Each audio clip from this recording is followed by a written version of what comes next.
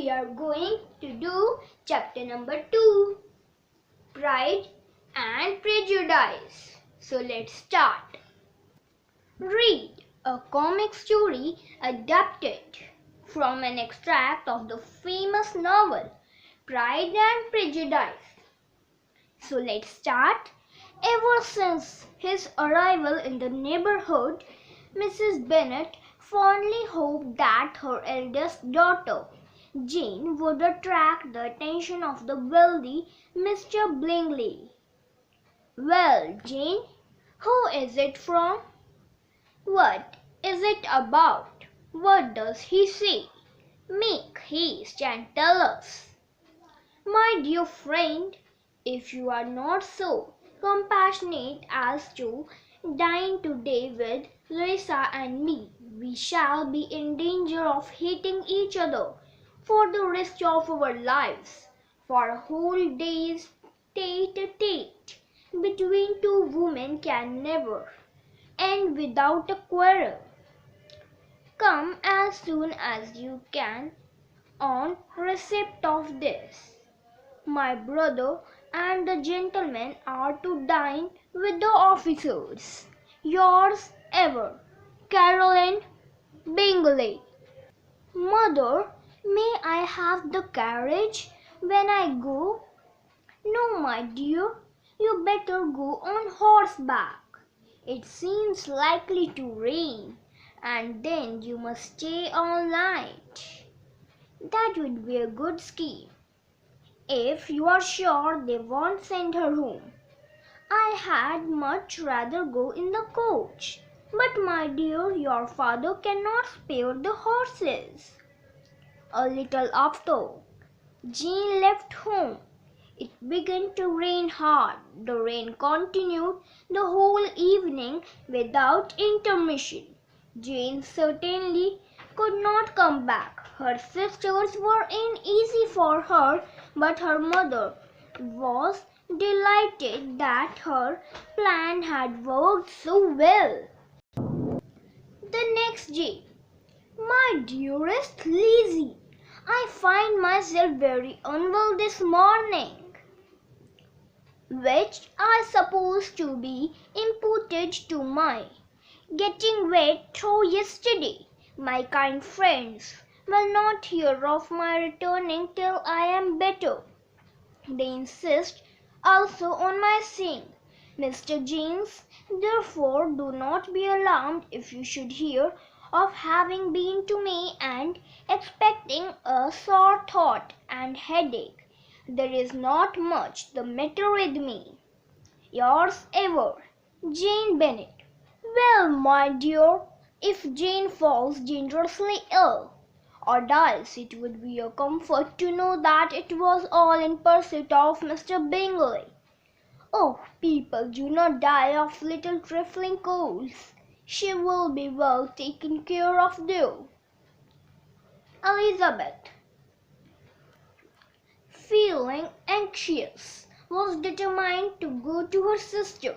The carriage was not available, and as she was no horsewoman, walking was her only alternative.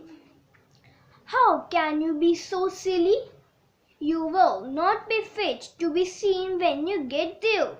I shall be fit to see Jane, which is all I want. Is this a hint to me, Lizzie, to send for the horses?" "No, I don't wish to avoid the walk. The distance is nothing when one has a motive. Only 3 miles. I shall be back by dinner." Oh my God! Jane had slept badly and was too ill to leave her room. The doctor arrived and confirmed that Jane had caught a violent cold. He advised Jane to stay in bed, advice that was followed readily, for Jane's fever had increased and her head ached acutely. When the clock struck 3, Elizabeth felt that she must go home. "Please don't go, Miss Bingley. was obliged to invite Elizabeth to remain at Netherfield for the present. "I am staying right here, John." A servant was duly sent to Lawn Board to bring back a supply of clothes. When Elizabeth went downstairs to dinner, she was quickly reminded why she disliked Mr. Bingley's sisters. They were shockingly cold and indifferent about Jane when she wasn't around.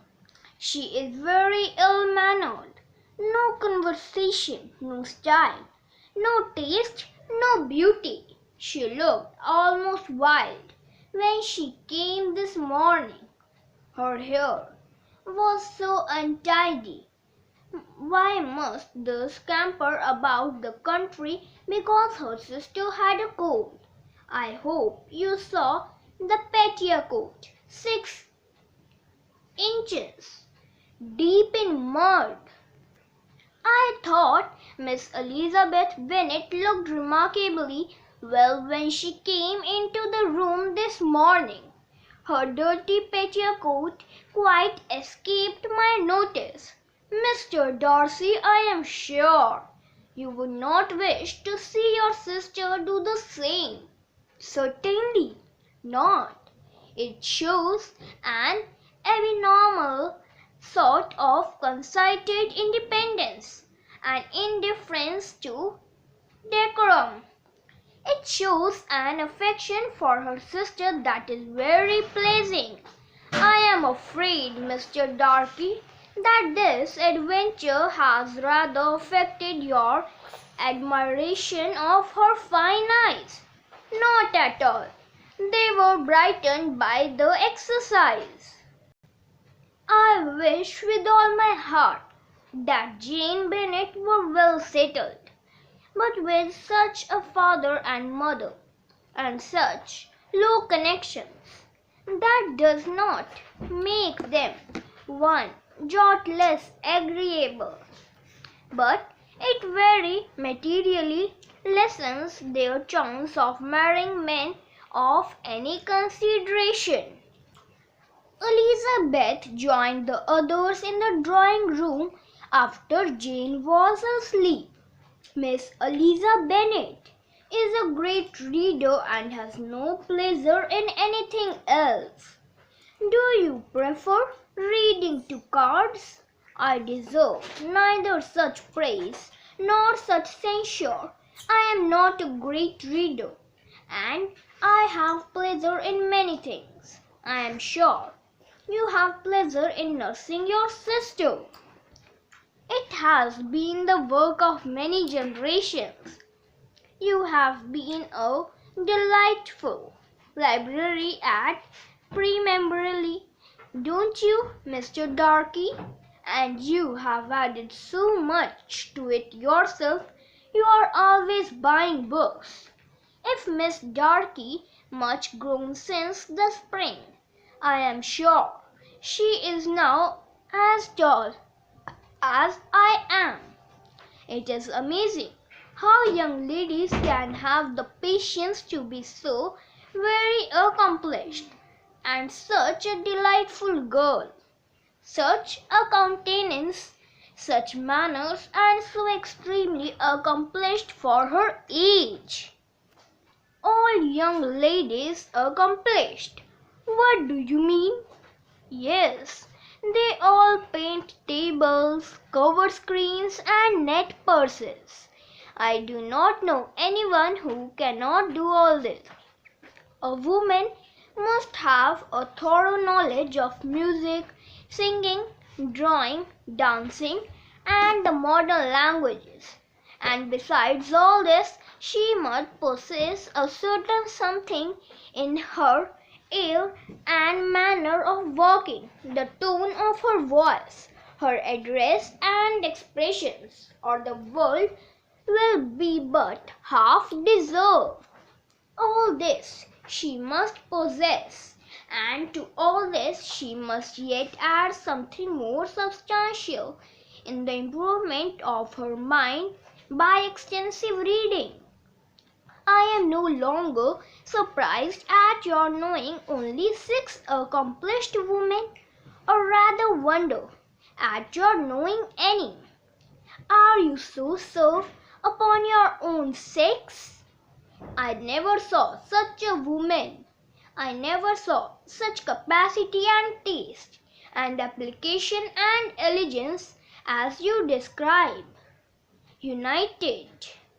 Abridged from Pride and Prejudice by Jane Austen. Thank you, friends.